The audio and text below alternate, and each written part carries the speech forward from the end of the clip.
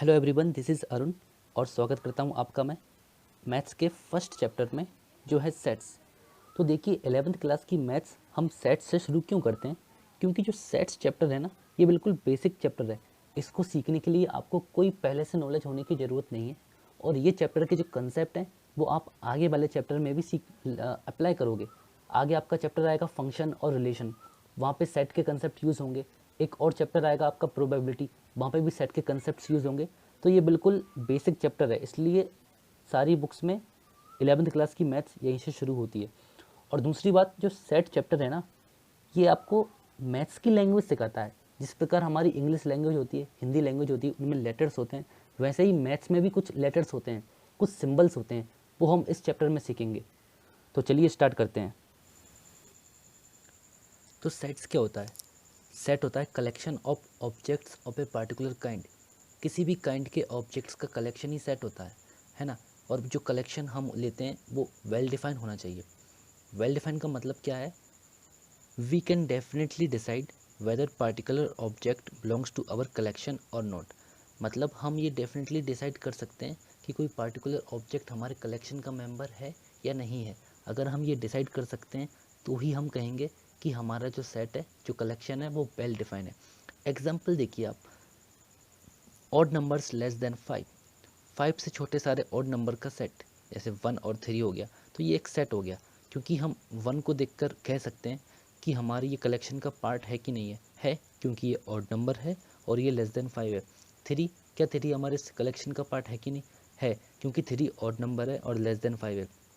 The reverse of India, India की सारी नदियाँ, तो ये हमारे ये सेट है या नहीं है? ये सेट है, क्योंकि हम किसी भी रिवर का नेम देख के ये बता सकते हैं कि ये हमारे इंडिया की रिवर है या नहीं है। The vowels of English alphabet, that is AEIOU, ये भी एक सेट है, क्योंकि AEIOU सारी वोवल्स है इंग्लिश अल्फ़ाबेट की, और किसी भी पार्टिकुलर एलिमेंट को देख के हम ये डिसाइड कर सकते हैं कि ये हमारे कलेक्शन का पार्ट है या नहीं है। देखिए मैथमेटिक्स में कई सारे सेट्स होते हैं आपके नंबर्स के, उनमें से कुछ सेट यहाँ पे दे रखे हैं जिनका डेनोशन आपको आगे यूज़ होगा। जैसे कैपिटल N ये होता है, वो डिनोट करता है सेट ऑफ नेचुरल नंबर्स को। कैपिटल Z डिनोट करता है सेट ऑफ ऑल इंटीजर्स को। अब नेचुरल नंबर आपको पता ही होंगे, 1 से लेकर इन्फिनिटी तक की काउंटिंग नेचुरल नंबर होती है। इंटीजर्स में आपके नेगेटिव नंबर, जीरो और पॉजिटिव नंबर दोनों आते हैं, उन सबको डिनोट हम Z से करते हैं। Q आपका जो होता है वो set of all rational numbers होता है, और R आपका होता है set of all real numbers. Similarly यहाँ पे जो Z का Z प्लस भी है, Q प्लस और R प्लस। प्लस वाले साइन में क्या होता है, सारे पॉजिटिव इंटीजर्स आएंगे, इसमें पॉजिटिव रेशनल नंबर आएंगे। सिमिलरली इसमें पॉजिटिव रियल नंबर्स आएंगे। अगर मैं आपसे क्वेश्चन पूछूं कि कौन सा वेल डिफाइंड कलेक्शन नहीं है, which is non well defined collection, तो देखिए अगर मैं आप यहाँ पे एक एग्जांपल लूँ कि आप 5 most renowned mathematician of the world के नाम बताइए। 5 सबसे जो नामी मैथमेटिशियन है वर्ल्ड के, उनके नाम बताइए। तो वो जो है वो आपका वेल डिफाइंड कलेक्शन नहीं है। क्यों? क्योंकि जो 5 मोस्ट रिनाउंड मैथमेटिशियन के नेम्स होंगे वो पर्सन टू पर्सन वेरी करेंगे। सपोज पर्सन ए 5 अलग नेम बताएगा, पर्सन बी अलग नेम बताएगा, तो वो पर्सन टू पर्सन वेरी करेंगे, तो यहाँ पे ये वेल डिफाइंड कलेक्शन नहीं है। वेल डिफाइंड कलेक्शन की शर्त होती है कि डेफिनेटली हम नाम देखकर डिसाइड कर सकें कि ये हमारे सेट का पार्ट है या नहीं है। ठीक है, तो सेट को हम कैपिटल लेटर से डिनोट करते हैं, A capital B capital Z capital N, ये सब वगैरह, और जो एलिमेंट्स होते हैं उनको स्मॉल लेटर से हम डिनोट करते हैं। ठीक है, अब यहाँ पे एक एप्सिलॉन सिंबल आता है, ये ग्रीक सिंबल होता है एप्सिलॉन, इसको हम बोलते हैं सेट्स में बिलोंग्स टू। अगर कोई एलिमेंट सपोज एक मैं यहाँ पे सेट लेता हूँ, मैंने एक सेट लिया A, उसमें एलिमेंट ले लिए मैंने AEI, सेट ऑफ वोवेल्स ले लिया मैंने O और U। ठीक है, अब सेट A, अब जो एलिमेंट स्मॉल a है वो सेट कैपिटल A में आता है, तो हम लिख सकते हैं A belongs to A। Similarly हम लिख सकते हैं आई भी आ रहा है, I बिलोंग्स टू A। तो ये बिलोंग्स टू का मतलब होता है कि ये एलिमेंट हमारे सेट में है तो बिलोंग्स टू। अब इस सेट में स्मॉल b नहीं है, तो हम लिख सकते हैं small b does not belongs to capital A। ठीक है, तो ये नॉट बिलोंग्स टू होता है और ये बिलोंग्स टू होता है। ठीक है, अब सेट को रिप्रेजेंट कैसे करते हैं यार? सेट तो हमने पढ़ लिया सेट क्या होता है, बट सेट को रिप्रेजेंट करने के हमारे पास मेनली 2 तरीके होते हैं। ये जो मैंने लिखा है इसको बोलते हैं रोस्टेड फॉर्म या टेबुलर फॉर्म। जैसे यहाँ पे एक एग्जांपल ले लेता हूँ, इसको हम करली ब्रेसेस में क्लोज करते हैं, सेपरेटेड बाय कॉमास। जैसे एलिमेंट में 1 से 5 ले लेता हूँ, 1 2 3 4 और 5, ठीक है। इसको बोलते हैं रोस्टर फॉर्म या टेबुलर फॉर्म।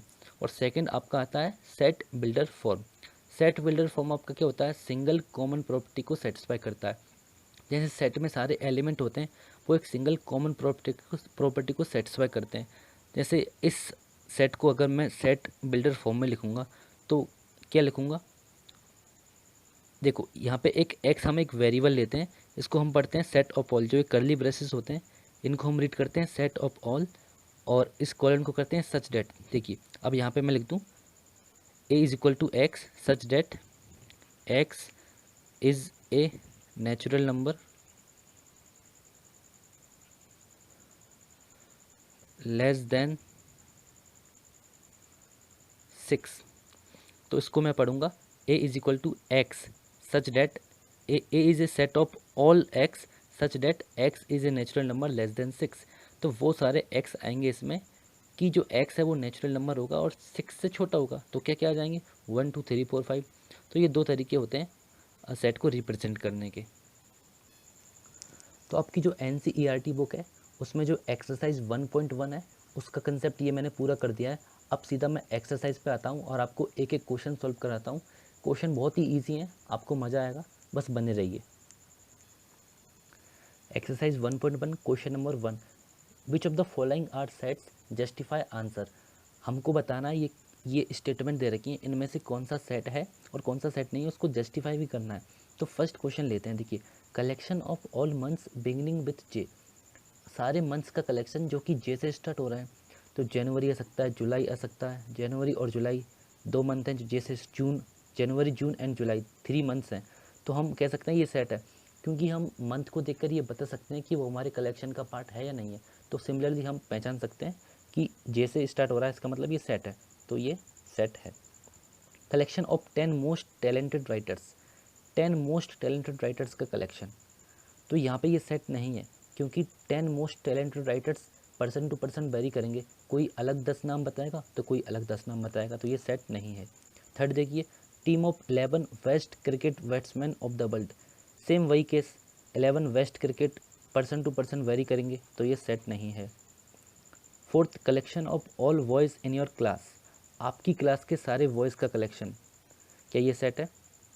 यस, ये सेट है, क्योंकि यहाँ पे आपकी क्लास की बात हो रही है। आपकी क्लास में जो बॉयज़ हैं वो सबके लिए सेम रहेंगे, और किसी एक बॉय को देखकर हम बता सकते हैं कि वो आपकी क्लास का है या नहीं है। तो ये यहाँ पे सेट है आपका। Question number 5, collection of all natural numbers less than 100। 100 से छोटे सारे नेचुरल नंबर्स का कलेक्शन, क्या ये सेट है? हाँ, ये सेट है, क्योंकि हम किसी भी नंबर को देख के बता सकते हैं वो नेचुरल नंबर है और 100 से छोटा है या नहीं है। Okay. Collection of all novels written by Munshi Premchand. तो ये भी सेट है, क्योंकि हमको ये पता है कि कौन सी नॉवल मुंशी प्रेमचंद ने लिखी है, ये एक फैक्ट है। ओके। और ये collection of 11 integers, collection of all questions in this chapter, और collection of most dangerous animals of the world. ये जो 3 क्वेश्चन है ये आप लोग कमेंट में लिखकर बताएं कि कौन सा सेट है कौन सा नहीं है। ठीक है, अब आपको समझ आ गया होगा। ठीक है, क्वेश्चन 2 पे मूव ऑन करते हैं। क्वेश्चन 2 क्या बोल रहा है, ये सेट दे रखा है आपको ए, 1 2 3 4 5 6, इसमें 6 एलिमेंट्स हैं और आपको यहाँ पे फिल इन द ब्लैंक्स भरना है। बहुत ही ईजी क्वेश्चन है, आपको यहाँ पे बिलोंग्स टू या डज नॉट बिलोंग्स टू ये फिल करना है। देखिए 1 2 3 4 5 6, 5 है तो 5 बिलोंग्स टू ए। 8 है, 8 नहीं है, 8 does not belongs to A. 0 does not belongs to A. 4 belongs to A. 2 set में है, हाँ है, तो बिलोंग्स टू ए। 10 सेट में नहीं है तो डज नॉट बिलोंग्स टू ए। बहुत सिंपल क्वेश्चन है, इनफैक्ट ये एक्सरसाइज ही सिंपल है। देखिए, राइट इन रोस्टर फॉर्म। अब आपको यहाँ पे जो मैंने सेट रिप्रेजेंटेशन बताया था, 2 तरीके का होता है, एक रोस्टर फॉर्म होता है और एक सेट बिल्डर फॉर्म होता है। तो ये जो क्वेश्चन है वो सेट बिल्डर फॉर्म में दिया है, आपको उसको रोस्टर फॉर्म में लिखना है। क्वेश्चन नंबर फर्स्ट है A, set of all x such that x is an integer and -3 less than equal to x less than 7। ठीक है, तो बोल रहा है ए जो है वो सारे एक्स का सेट है सच डेट एक्स इंटीजर होना चाहिए और उसकी रेंज ये होना चाहिए। तो हम लिख सकते हैं ए इज इक्वल टू -3 से 7 के बीच सारे इंटीजर्स। तो -3 -2 -1 0 1 2 3 4 5 और 6। 7 नहीं आएगा क्योंकि यहाँ पे लेस देन है, इक्वल टू होता तो 7 भी आता। सेकंड क्वेश्चन देखिए, b is equal to set of all x such that x is a natural number less than 6। तो x में नेचुरल नंबर्स आ जाएंगे सारे लेस देन 6, 1 2 3 4 और 5। ठीक है। Question number third, x is a 2 digit natural number such that the sum of its digit is 8। तो x यहाँ पे 2 डिजिट नेचुरल नंबर है, such that the sum of its digit it's 8। तो उसकी 2 digits का सम 8 होना चाहिए। तो क्या क्या आ सकता है, देखो 1 1 1 2 1 3 1 4 5 होता है। तो हम यहाँ पे लिख सकते हैं 1 और 7 सम 8 हो रहा है, 2 और 6 सम 8 हो रहा है। तो यहाँ पे जाएगा 17 26। सिमिलरली यहाँ पे ये 2 3 हो जाएगा और ये 6 5 हो जाएगा, 35 44 53 62 और 71। ठीक है, ये सेट सी हो गया आपका। सेट फोर्थ क्वेश्चन है, D is all x such that x is a prime number which is a divisor of 60। तो x जो है वो आपका प्राइम नंबर होना चाहिए और 60 का डिविज़र होना चाहिए। ठीक है, तो 60 के डिविज़र, सबसे पहले तो प्राइम नंबर क्या होते हैं? प्राइम नंबर वो नंबर होते हैं जो या तो खुद की टेबल में आते हैं या 1 की टेबल में आते हैं और किसी की टेबल में नहीं आते। ठीक है, और 60 के डिविज़र होने चाहिए। तो हम स्टार्ट करते हैं। देखो 1 तो आ नहीं सकता क्योंकि 1 प्राइम नंबर नहीं होता। 2 से शुरू करते हैं। 2 प्राइम नंबर है, हाँ प्राइम नंबर है, और 60 का डिविज़र भी है तो 2 आ जाएगा। 3 प्राइम नंबर है, हाँ प्राइम नंबर है 3, और 60 का डिविज़र भी है 3 क्योंकि 60 को डिवाइड करा है तो 3 भी आ जाएगा। 4 प्राइम नंबर नहीं है। 5, हाँ 5 प्राइम नंबर है और 60 का डिविज़र भी है, 5 आ जाएगा। 6 प्राइम नंबर नहीं है। 7 प्राइम नंबर है लेकिन 60 का डिविज़र नहीं है। 8 प्राइम नंबर नहीं है। नेक्स्ट प्राइम नंबर 11 आता है, वो भी 60 का डिविज़र नहीं है। तो आगे ऐसा कोई भी नंबर नहीं है जो 60 का डिविज़र हो और प्राइम नंबर हो। तो हमारे सेट में आएगा 2 3 और 5। ठीक है। E is a set of all letters of the word trigonometry. ये इस ट्रिग्नोमेट्री जो वर्ड है उसके सारे लेटर्स का सेट आपका ई होगा। तो एक बात ध्यान रखिए, जब हम कोई वर्ड देते हैं और उसके सारे लेटर्स का सेट बनाते हैं तो एक बात याद रखते हैं कि हम किसी भी लेटर को रिपीट नहीं करते। सेट की ये खासियत होती है, सेट में हम हमेशा डिस्टिंक्ट एलिमेंट लिखते हैं, किसी भी एलिमेंट को रिपीट नहीं करते। तो यहाँ पे टी आ जाएगा आपका, आर आ जाएगा, आई आ जाएगा, जी आ जाएगा, ओ आ जाएगा, एन आ जाएगा, ये ओ नहीं आएगा क्योंकि ऑलरेडी ले लिया है, एम आ जाएगा। ठीक है, ई आ जाएगा, टी ऑलरेडी ले लिया है, आर ऑलरेडी ले लिया है, वाई आ जाएगा। तो ये आपका सेट बन गया। ठीक है, set of all letters of the word waiter. ये आप लोग कमेंट में करके बताएं क्या क्या आएगा। ठीक है, क्वेश्चन नंबर 4 में आपको ये टेबुलर फॉर्म में दे रखा है, आपको सेट बिल्डर फॉर्म में लिखना है। इस क्वेश्चन में हमको सेट बिल्डर फॉर्म में दे रखा था और टेबुलर फॉर्म में हमने लिख दिया। तो देखिए ये क्या है, 3 6 9 और 12। 3 6 9 12 देखकर हमको समझ में आ रहा है सारे 3 के मल्टीपल्स हैं। तो हम कैसे लिख सकते हैं, set A is equal to x. तो set A is equal to x such that x is equal to 3n। x is equal to 3n क्योंकि 3 के मल्टीपल्स हैं तो हम 3n लिख सकते हैं। बट यहाँ पे ध्यान रखना है n क्या है, n को डिफाइन करना है। n belongs to capital N। यहाँ पे जो n है हमारा वो नेचुरल नंबर होना चाहिए क्योंकि स्टार्ट 1 से करना है। तो 3 इंटू 1 3 हो जाएगा, 3 इंटू 2 6 हो जाएगा, 3 इंटू 3 9 हो जाएगा, 3 इंटू 4 12 हो जाएगा। तो n की रेंज हम 1 से 4 आएगी। तो लिख सकते हैं n जो है वो 1 और 4 के बीच में लाई करेगा। 1 less than equal to n less than equal to 4। तो ये आपका सेट हो गया सेट बिल्डर फॉर्म में। Question number 2, 2 4 8 16 32। तो ये देख कर क्या समझ में आ रहा है, 2 4 8 16 32 ये 2 की पावर्स हैं। ये 2 की पावर 1 है, ये 2 की पावर 2 है, ये 2 की पावर 3 है, ये 2 की पावर 4 है, ये 2 की पावर 5 है। तो हम लिख सकते हैं 2 की पावर n, है ना। x इज इक्वल टू 2 की power n, x such date. तो ये आपका सेट आ गया। इसको b नाम दे देते हैं। तो v is equal to x, such that x is equal to 2 की पावर n, और n क्या है यहाँ पे डिफाइन करेंगे, n belongs to capital N, natural number है, और रेंज क्या है 2 की पावर 1 से 2 की पावर 5 तक जा रहा है, तो 1 less than equal to n less than equal to 5। ठीक है, क्वेश्चन नंबर 3 में 5, 25, 125 और 625, तो ये देखो 5 की पावर 1 है, ये 5 की पावर 2 है, तो ये आप कमेंट बॉक्स में लिख के बताएं इसका, इसका और इसका आंसर। सिमिलर कंसेप्ट है। ओके, क्वेश्चन 5 में सेम क्वेश्चन है, लिस्ट ऑल द एलिमेंट, सारे एलिमेंट की लिस्ट बनानी है। तो देखिए क्या है, is x such that x is an odd natural number. ठीक है, तो x ऑड नेचुरल नंबर आएगा, तो हम क्या लिख सकते हैं, तो a is equal to odd natural number 1 से स्टार्ट होता है, तो 1 आ गया, और 2 नहीं आएगा क्योंकि 2 इवन है, तो 3 आएगा, 5 आएगा, 7 आएगा। क्या रेंज दी है हमको, कोई रेंज नहीं दी है, तो डॉट डॉट डॉट डॉट लगा देंगे हम। ठीक है, तो ये आपका सेट हो गया। Second question, phi is equal to x such that x is an integer, और उसकी रेंज दे रखी है -1/2 से आपको 9/2 तक लेना है। तो ठीक है, तो वी में क्या क्या आ जाएगा, एक्स इंटीजर है, -1/2 से 9/2 के बीच, तो -1/2 के बाद कौन सा इंटीजर आता है, -1/2 है, -हाफ के बाद आपका नेक्स्ट नंबर जो है वो 0 आएगा। ठीक है, 0 के बाद आपका 1 आएगा, 2 आएगा, 9/2 आपका 4.5 होता है, 4.5 से छोटा इंटीजर आपका 4 होगा, तो 0, 1, 2, 3 और 4 ये आपके सेट के एलिमेंट आएंगे। ठीक है, तो सी में क्या क्या आएगा, थर्ड क्वेश्चन में आपका है एक्स एक इंटीजर है और x square less than equal to 4 दे रखा है। ठीक है, जो स्क्वायर है उसका लेस देन इक्वल टू 4 होना चाहिए, तो हम देख सकते हैं -2 से शुरू कर सकते हैं, -2 का स्क्वायर भी 4 से छोटा होता है या 4 के इक्वल होता है। ठीक है, -3 नहीं लिख सकते क्योंकि -3 का स्क्वायर आपका 9 होता है, 9 4 से छोटा नहीं होता। -1 लिख सकते हैं, -1 का स्क्वायर 1 होता है और 4 से छोटा होता है। ठीक है, 0 लिख सकते हैं, 1 लिख सकते हैं और 2 लिख सकते हैं।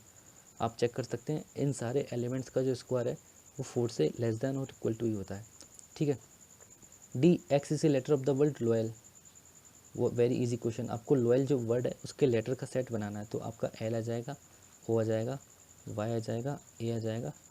अब एल फिर से नहीं आया क्योंकि एक बार लिख चुके हैं। ठीक है, E is equal to x is a month of a year not having 31 days, तो सेट ई में वो एलिमेंट लेने हैं जो ईयर के मंथ हो, मतलब मंथ्स लेने हैं, नॉट हैविंग 31 डेज, तो आपका यहाँ पे जनवरी आ जाएगा, जनवरी नहीं आएगा, जनवरी में 31 डेज होते हैं, आपका फेब आ जाएगा, मार्च नहीं आएगा, आपका अप्रैल आ जाएगा, अप्रैल में 30 होते हैं, आपका मई नहीं आएगा, जून आ जाएगा, जुलाई नहीं आएगा, अगस्त नहीं आएगा, सितंबर आ जाएगा, अक्टूबर नहीं आएगा, नवंबर आ जाएगा।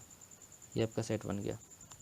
ठीक है, next question, F x is a consonant in English alphabet which precedes K. Okay, तो एक्स क्या है, कॉन्स्टेंट है, एक्स में हमको वो कॉन्स्टेंट लेना है इंग्लिश अल्फ़ाबेट के जो के को प्रेसीड करें, मतलब के से लेस देन वाले।